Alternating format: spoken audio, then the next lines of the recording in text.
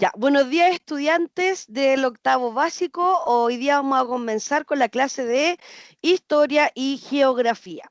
La clase pasada, que fue ayer, vimos, ¿cierto?, los avances científicos que se habían desarrollado durante la Edad Moderna. Vimos que el precursor, ¿cierto?, de esta nueva manera de ver al mundo, a la naturaleza, fue don Nicolás Copérnico con su teoría heliocéntrica, en donde, cierto, él postula y formula que la Tierra no es el centro del universo, sino que es el Sol, que son los planetas que giran alrededor del Sol y no el Sol alrededor de los planetas. De ahí, cierto, aparece Galileo Galilei con no, perdón, Isaac Newton con la teoría de la gravedad y comienzan, ¿cierto?, a aparecer diferentes áreas en donde se comienza a investigar, como la astronomía, la matemática, la física, la química, la medicina. En la medicina tenemos a Servet, ¿cierto?, a Miguel de Servet, que él descubre a través de la investigación el sistema pulmonar, ¿cierto?, la respiración pulmonar. Y también aparecen diferentes tipos de filósofos, que ya no solamente se preocupan de investigar lo que es la naturaleza, sino que también se dedica a investigar el pensamiento, el ser del ser humano, ¿ya? Recuerden que ustedes tienen una tarea en relación a los avances científicos, que es que tienen que investigar un avance científico y escribir detalladamente en qué se basa ese avance, quién lo realizó, poner fotografías y mandármelo en un PowerPoint con portada, introducción, desarrollo y una conclusión. Tienen plazo hasta el día viernes, hasta las 6 de la tarde, para enviármelo. ¿Ya? ¿Quedó claro? Sí, tía. Ya, ok. Entonces,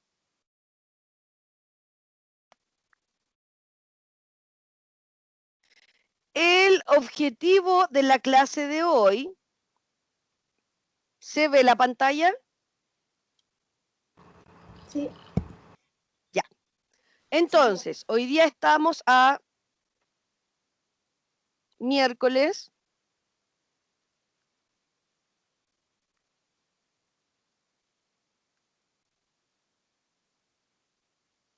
Está muy grueso.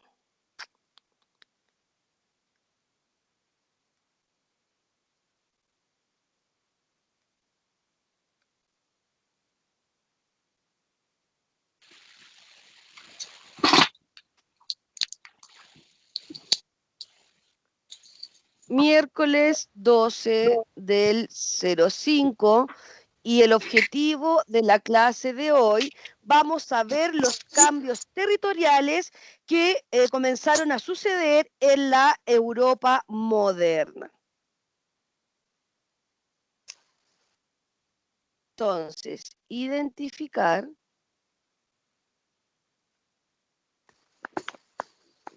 ¿Se ve lo que estoy escribiendo, cierto? Sí, tía.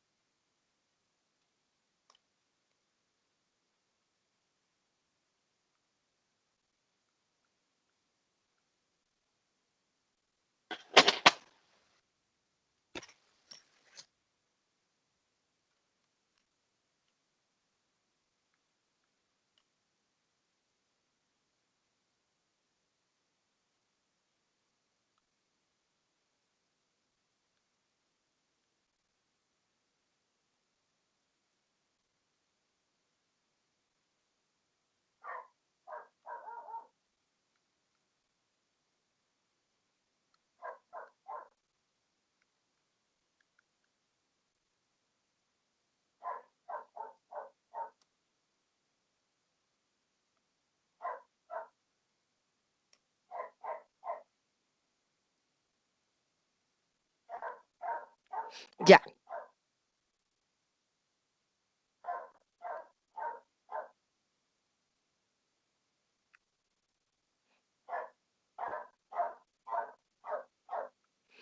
Entonces, el objetivo es identificar y representar mediante la observación y la elaboración de mapas los cambios políticos en el mapa de Europa.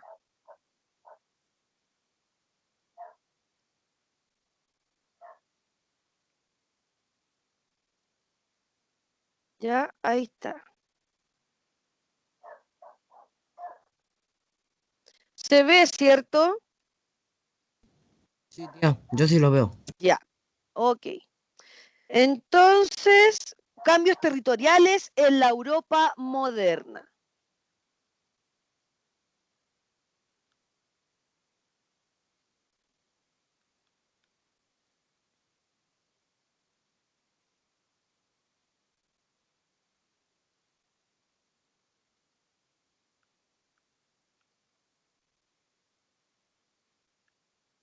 Ese es el título de la clase del día de hoy. Cambios territoriales en la Europa moderna.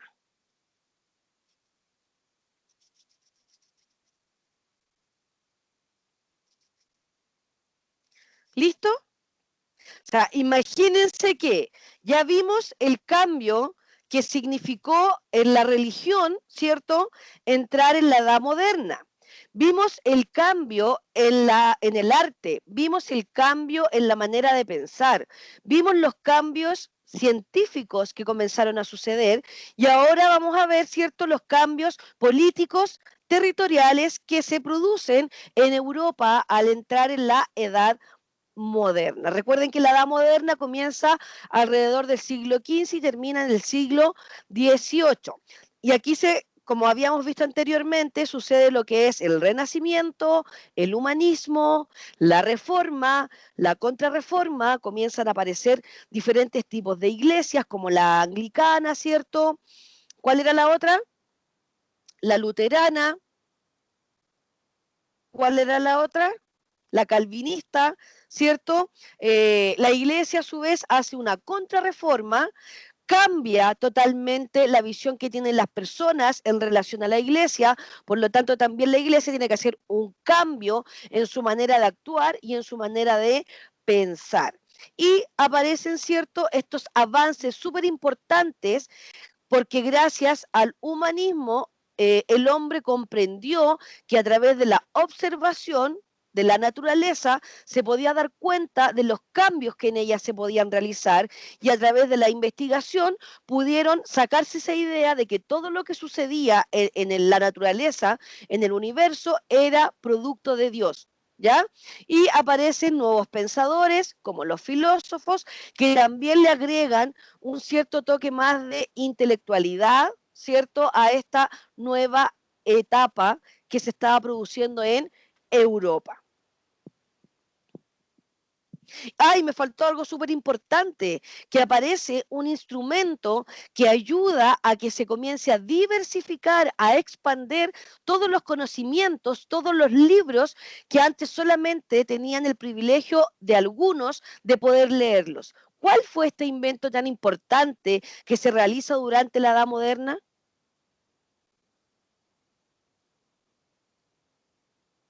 ¿Cuál fue? La ¿La Biblia? No, pero tiene que ver con la Biblia. La imprenta. Recuerden que la imprenta le abrió las puertas a la gente, a la educación, porque a través de los libros ellos se autoeducaban, aprendían de diferentes temas que antes no estaban para ellos porque solamente unos pocos podían acceder a estos libros, pero con la imprenta se pudieron, ¿cierto?, imprimir una gran variedad de textos que llegó a diferentes tipos de personas. ¿Ya? Vamos a ver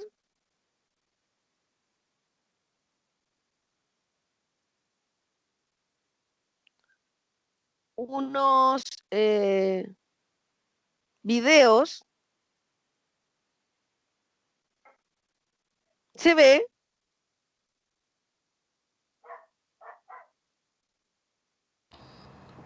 Yo veo todo blanco, pero... Ya. Está bien que vea todo blanco, porque así primero está. A ver, espérenme.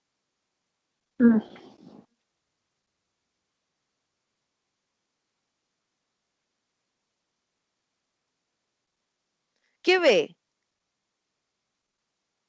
Un mapa, ¿cierto? Mapa. Sí. Ya, un mapa. Sí. Ya, acá tenemos en este mapa cómo se dividía Europa en la Edad Moderna. ¿Qué es lo que nosotros podemos observar acá? Dice reino, reino, reino, reino, ¿cierto? Si acá dicen reinos, ¿qué nosotros podemos deducir? ¿Quiénes son los que gobernaban en Europa en el siglo XV, XVI? Los reyes. Los reyes. ¿Y los reyes a qué pertenecen? A una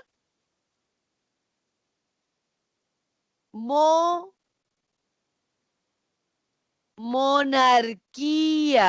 En la Europa de la Edad Moderna, el régimen político que existía era la monarquía absoluta, en donde los reyes eran los que tenían concentrado todo el poder político, económico y social de cada uno de los reinos en los cuales ellos habitaban. Teníamos el reino de Inglaterra, el reino de Escocia, el de Noruega, el de Suecia, el de Dinamarca, el Principado de Lituania. Polonia no estaba con reino, ¿cierto? El Imperio Romano Germánico, el Reino de Hungría, el Principado de Valaquia, ¿cierto? Estados italianos, el Principado de Moscú.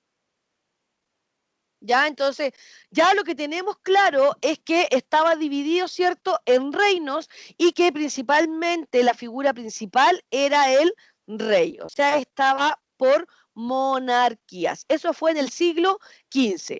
Ya en el siglo XVII,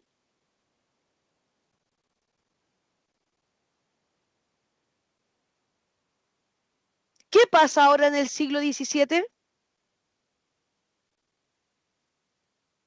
Por lo que ustedes pueden observar en el mapa. Que ya no son reinos, sino el puro nombre. El de... Exacto, que en el siglo XV los territorios estaban gobernados por monarquías, pero luego en el siglo XVII ya no existe la monarquía absoluta, sino que se convierten en estados. Ya no está el reinado de Inglaterra, perdón, ni el reino de Escocia, sino que ahora son estados independientes unos de otros con otro personaje político. Ya los reyes o las monarquías absolutas se habían, ¿cierto?, eliminado de Europa. Muy bien, Zacarías. Pero aún existía el imperio turco, ¿ya? Pero ya todas las monarquías habían desaparecido. Muy bien, Zacarías.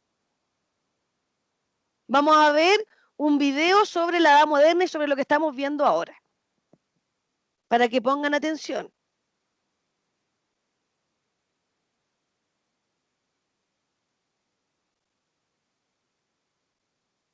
El siglo XV es el siglo de mayores cambios en la cultura occidental, al nivel del siglo XX de nuestra era. Los descubrimientos geográficos de los portugueses en África y Asia y los de Colón en América ampliaron los horizontes para los europeos hasta límites que jamás podían sospechar. El contacto con los aztecas, los incas y los reinos de China y Japón cambiaron la mentalidad de unos europeos que hasta entonces se creían el centro del mundo. Al calor de todo ello se propagó un cambio de mentalidad en la sociedad europea que pedía romper con los grilletes de una iglesia que controlaba todos los aspectos de la sociedad. A ello es a lo que llamamos humanismo, que colocó al hombre, y no a Dios, en el centro del universo. Los descubrimientos geográficos avivaron además a una nueva ciencia que también comenzó a desligarse de la iglesia, con científicos que empezaron a propugnar que tal vez el universo o el mundo no era como nos habían contado. Esta gran revolución llamada humanismo también tuvo su reflejo en el arte, con el resurgimiento de aquellas manifestaciones artísticas grecolatinas que habían quedado olvidadas durante la Edad Media. Aquí fue, por cierto, donde surgió ese término, el de Edad Media. En el terreno político, los reinos europeos, avivados por los nuevos descubrimientos, se lanzaron a la conquista y a la explotación de los nuevos territorios, a cuya cabeza se situó el Imperio Español. No ha habido en la historia imperio más poderoso que el mío. Menos mal que teníamos América para costear aquellas guerras europeas, hasta que aquel maldito Lutero lo tuvo que fastidiar todo. Pues sí, porque uno de los grandes problemas a los que tuvo que hacer frente Carlos I fue la cuestión de la Reforma Protestante. De nuevo, con el humanismo como conductor, en el siglo XVI comenzó a correr por Europa una corriente crítica con la Iglesia que la acusaba de corrupción y de una injerencia demasiado significativa en los asuntos de Estado. El protagonista más significativo de aquellas reivindicaciones fue el monje Martín Lutero, quien causó tal revolución en el seno de la Iglesia Católica que creó una escisión dentro de la misma llamada Iglesia Protestante. ¿Tú te crees normal que la Iglesia cobrase a aquellos pobres fieles por indultar su alma en el cielo? No podía callarme, por eso me llamaban protestante, ¿sabes? Porque me llevaba todo el día protestando. Por cierto, este vídeo, 6 minutos, ¿tú te crees normal que en 6 minutos expliques toda mi época? Bueno, Martín, deja ya de protestar, hombre, que te llevas todo el día protestando. No solo fue la de Lutero, en Suiza y en Inglaterra triunfaron otras reformas protestantes que pusieron en jaque el poder religioso de la Iglesia en Europa, lo que la empujó a lanzar una contrarreforma con el objetivo de volver a ganar a aquellos millones de fieles perdidos y cuestionar muchas de las prácticas, como las indulgencias, que arrastraban desde la Edad Media.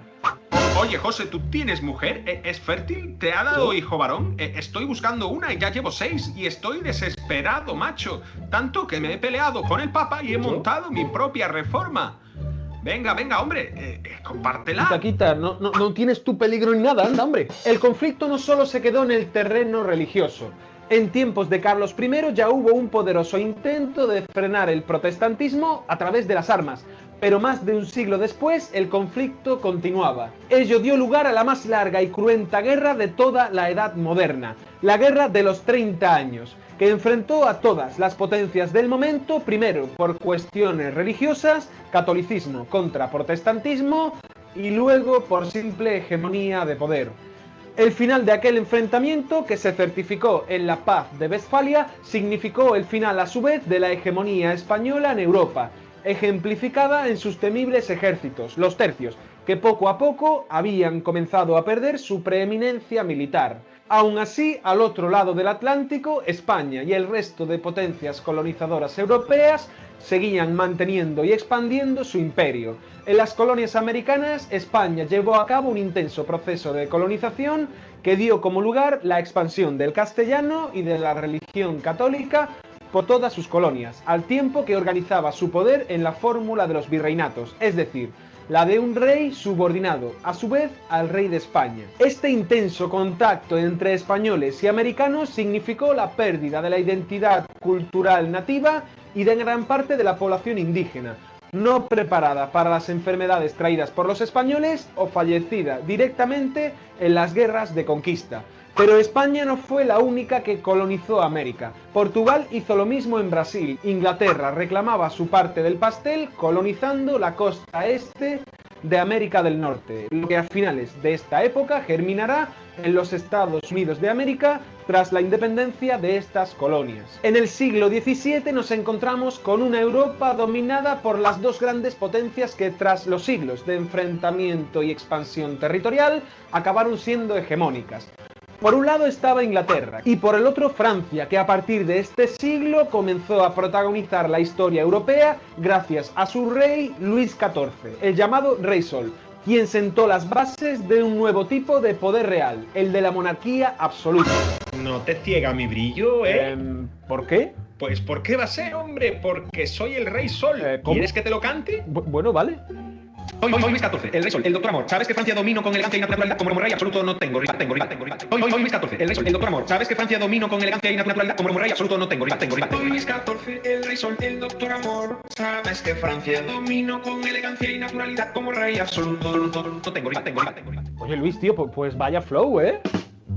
A la monarquía absoluta comenzará a enfrentarse poco a poco una nueva corriente de pensamiento que, al igual que el Renacimiento del siglo XV, comenzará a cuestionar el poder real y nobiliario.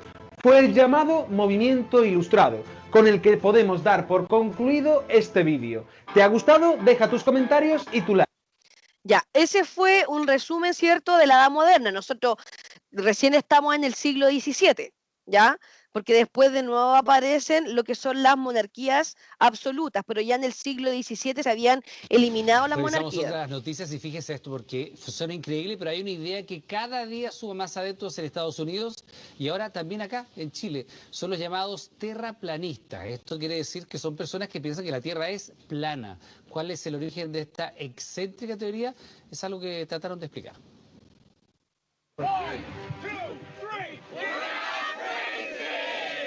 Fue la primera frase que le quisieron decir al mundo. Es que es la respuesta que siempre reciben cuando exponen su teoría. Son los terraplanistas, es decir, gente que cree que la Tierra es plana. Es que no vivimos en una pelota que gira, flotando por el espacio infinito. ¿Tú sientes que está girando? No, yo me siento como una roca sólida. Y puede parecer loco, pero todos se rieron de esto, incluso yo. Esto podría ser lo más ridículo que jamás pensé en hacer, pero aquí estoy organizando la conferencia de la Tierra plana y ya no me río más. Son las imágenes que dejó la primera convención de la Sociedad de la Tierra Plana, realizada en Carolina del Norte, Estados Unidos. How do I feel about this?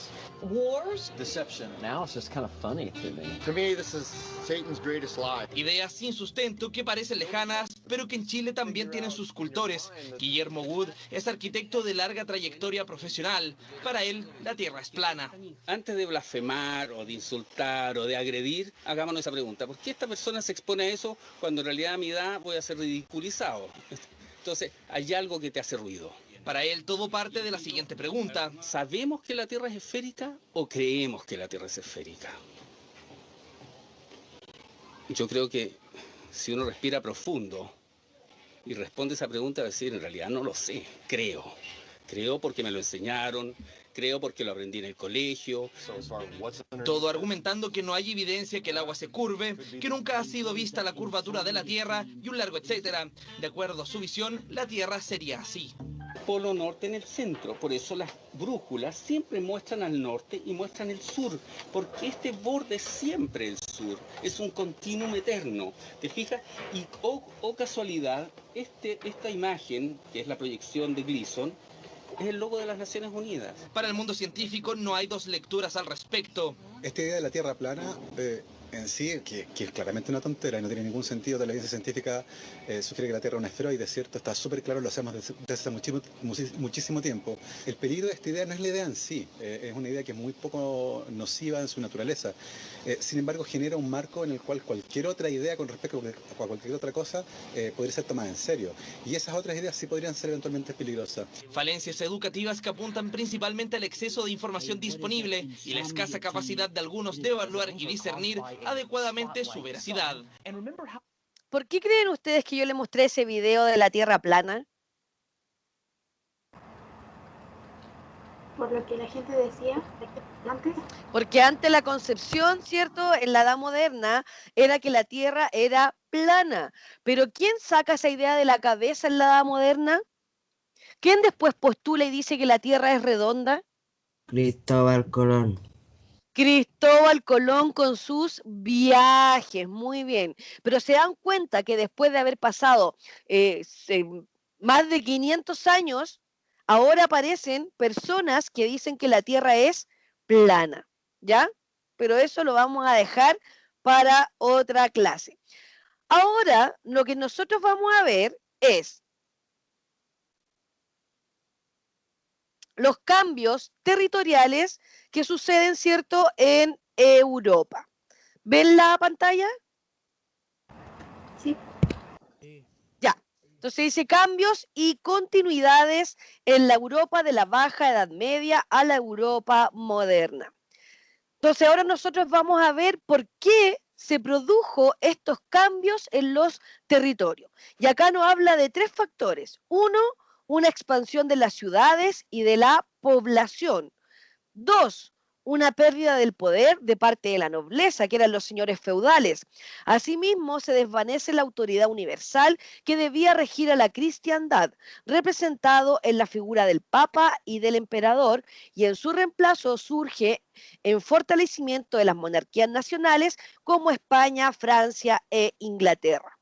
Y el número 3, como elemento de continuidad, se establece una sociedad estamental que consta del orden nobleza, clero y estado llano. ¿Ya? Estamos hablando de los cambios que se producen desde la Edad Media a la Edad Moderna.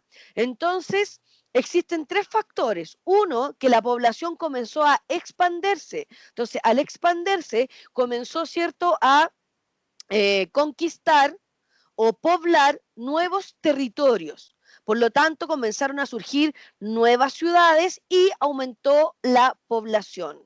Como número 2, en la Edad Media, los señores feudales comienzan a perder el poder que ellos tenían dentro de la nobleza y aparece, ¿cierto?, lo que nosotros comenzamos a ver también en la Edad Moderna, que es algo que es una continuidad entre la Edad Media y la Edad Moderna, que la figura de la Iglesia o la figura del Papa comienza a perder su poder y su credibilidad, producto de todas las irregularidades que se estaban produciendo dentro de la Iglesia católica. Por lo tanto, ya el Papa, al tener menos poder, comienzan, ¿cierto?, a aparecer dentro de la Europa moderna las monarquías. Y también, como decía el video, una de las monarquías más importantes fue la monarquía española, pero también estaba la francesa y la Inglaterra.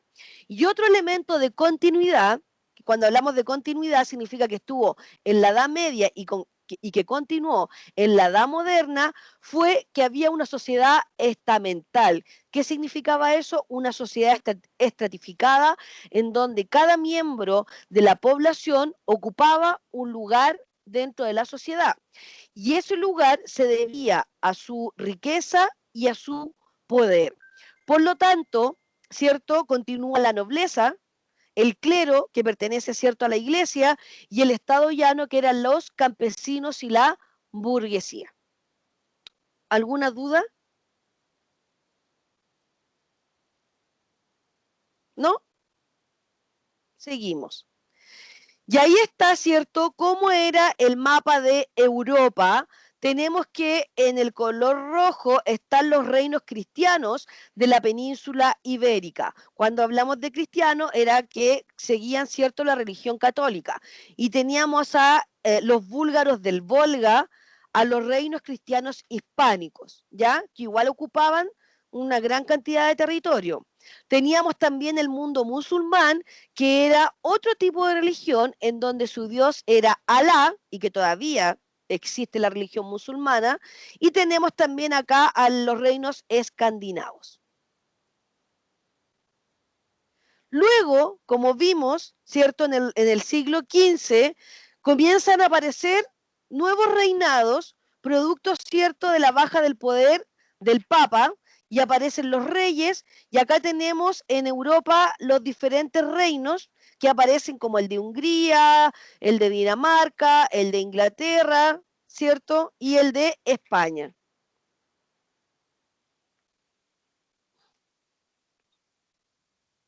Ahora las preguntas. ¿Quiénes gobernaban estos territorios? Por lo que ustedes vieron en los mapas, ¿quiénes los gobernaban?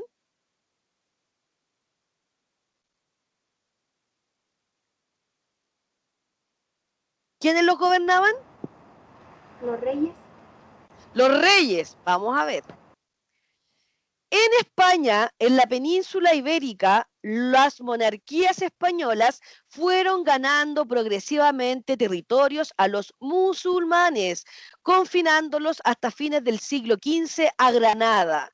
A fines del siglo, este territorio al sur de España fue conquistado por los reyes católicos. Estos reyes unieron las dos monarquías más poderosas de España y se unieron a la monarquía de los Habsburgo en Alemania. Recuerden que en el video el profesor hablaba de que también hubieron guerras religiosas y que una de estas guerras duró hasta 30 años, ¿ya? Que fueron las cruzadas, en donde los que estaban a favor del Papa o de la religión católica se enfrentaron a los musulmanes. Y aquí fue donde España, ¿cierto? O la religión católica gana confinando a un lugar específico de España, en Granada, a los pocos musulmanes que habían quedado producto de esta guerra. Y aparece, ¿cierto? O aparecen las monarquías, en donde los reyes son los principales gobernantes de estos territorios. Después dice, ¿cómo llegaban al poder los gobernantes en estos territorios? ¿Cómo llegaban al poder? A través de la herencia. Todos estos monarcas que llegaron al poder era porque sus títulos eran heredados, ¿ya? O sea, se heredaban de generación en generación, principalmente entre familias. Entonces dice, con este vínculo se heredan los territorios del Sacro Imperio Alemán, Flandes, el Franco Condado, España, el sur de Italia y las Provincias Unidas de los Países Bajos en la figura de Carlos V. Entonces, todos estos puestos eran heredados, no se elegían. La gente de los reinos no iban a votar para elegir a los reyes, sino que estos iban heredando el puesto a través de los años. Tercera pregunta. ¿Qué habrán necesitado para gobernar estos territorios? Principales cambios territoriales de la Europa de la Baja Edad Media y la Europa moderna. Entonces, ¿qué era lo que necesitaban? Que hubieran cambios territoriales, ¿ya? Entonces, ¿cuáles fueron los principales cambios territoriales? En la península itálica no se dio en gran medida el feudalismo. Recuerde que cuando hablamos de feudalismo estamos hablando de la Edad Media. Se constituyeron un sinfín de territorios fragmentados, divididos, que conformaron repúblicas como Venecia, Génova, Pisa y Florencia. Eso sucedió en la península itálica, ¿cierto? Se dividieron pequeños territorios en donde se formaron repúblicas. En Francia se consolidó el poder real en Europa. O sea, aquí claramente comenzaron a gobernar las monarquías. Después de descentralizarse el poder en la Baja Edad Media, gracias al ascenso de la burguesía en las ciudades y al lograr acabar con la Guerra de los 100 años en este territorio. Y en Inglaterra se centra principalmente en la monarquía absoluta, teniendo el poder central de todos los territorios de Gales, Inglaterra e Irlanda. Entonces, los principales cambios territoriales en la Europa de la Edad Media y de la Europa moderna fue que se centraron principalmente en monarquías, en donde hubieron tres principales monarquías, que fue la de Inglaterra, Francia y también la de España, y agregando también en la península itálica, que conformaron 4 tipos de república. ¿Vamos bien hasta ahí? ¿Alguna duda? Y así se conforma luego, ¿cierto?, el mapa de Europa en el siglo XVII. Ya, en donde ya en el siglo XVII no quedaban prácticamente monarquías dentro de Europa. Profesora, dígame. ¿Cuáles eran las principales monarquías que dijo antes? España, Inglaterra y... ¿Ya? ¿Cuál era la otra? Francia, creo. Francia, muy bien. Ya. Entonces, la actividad que usted tiene que hacer es la siguiente. Vamos a borrar esto.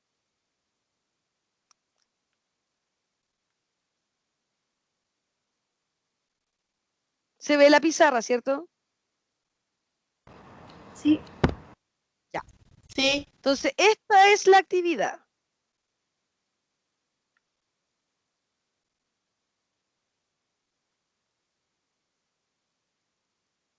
Actividad. Confeccionar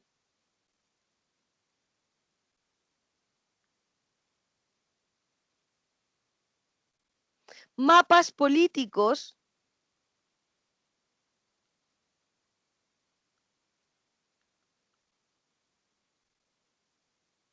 del siglo XV y el siglo XVII en Europa.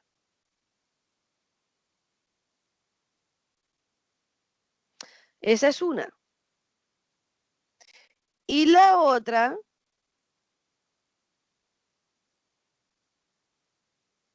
no, esa es. ¿Qué es lo que debe tener? Debe tener orla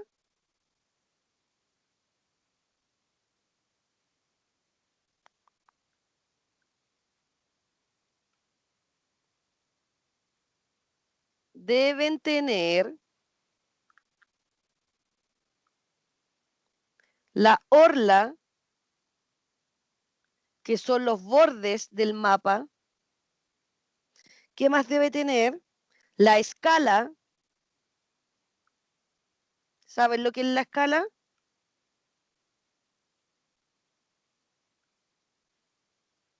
¿Saben lo que es la escala? Las veces que se agranda y se achica el mapa. El tamaño. Debe tener simbología.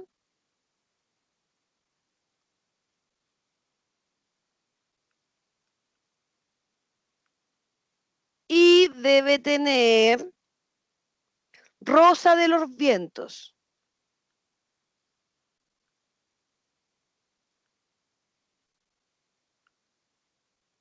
¿Ya? Eso deben tener los dos mapas.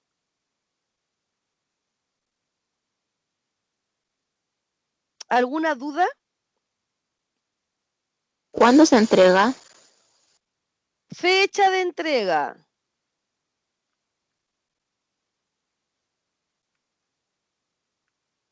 Viernes 14 de mayo. Al correo. Fotografía, usted lo pega en su cuaderno y me manda las fotografías al correo. ¿Ya? ¿Qué es lo que se va a evaluar? Que lo tengo acá.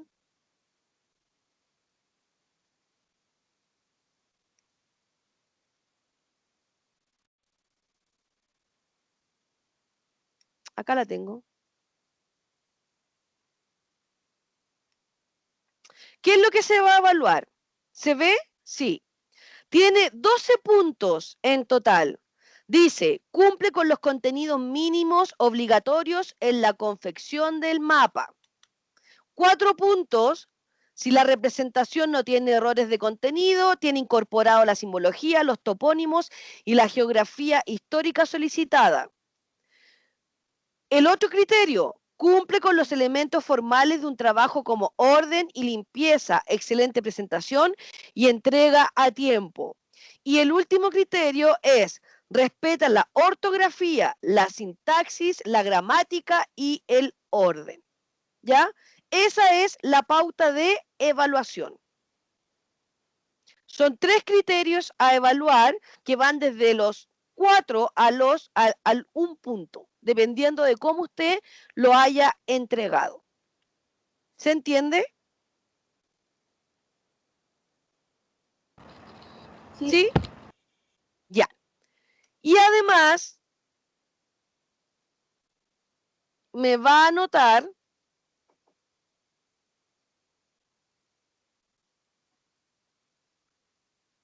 anota brevemente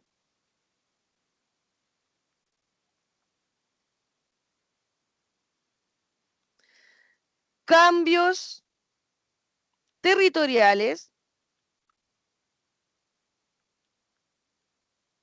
surgidos en Europa en el siglo XV al siglo XVII. ¿Ya?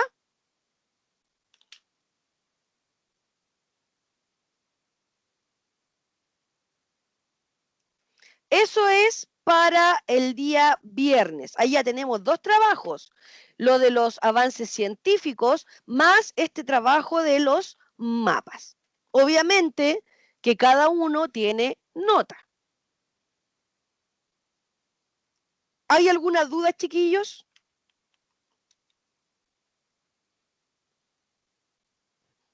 No. ¿No? ¿Todo claro? Dígame. En donde dice siglo XV y luego está la rayita, dice de siglo 17. Sí, Ya, 17, es que ahí es que no se ve la B. Ya. Ahí está. Jaime, ¿tienes alguna pregunta?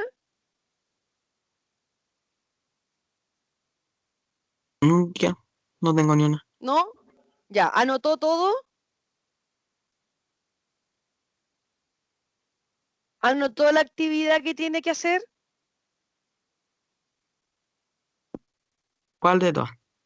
Esta, la que ¿La está en la del pizarra. La del Power y esta que está en la pizarra de los mapas. Yes. Yes.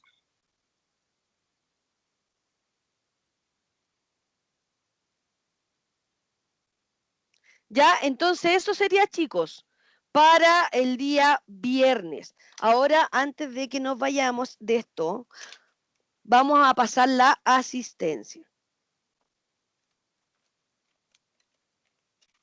Esperemos un momentito.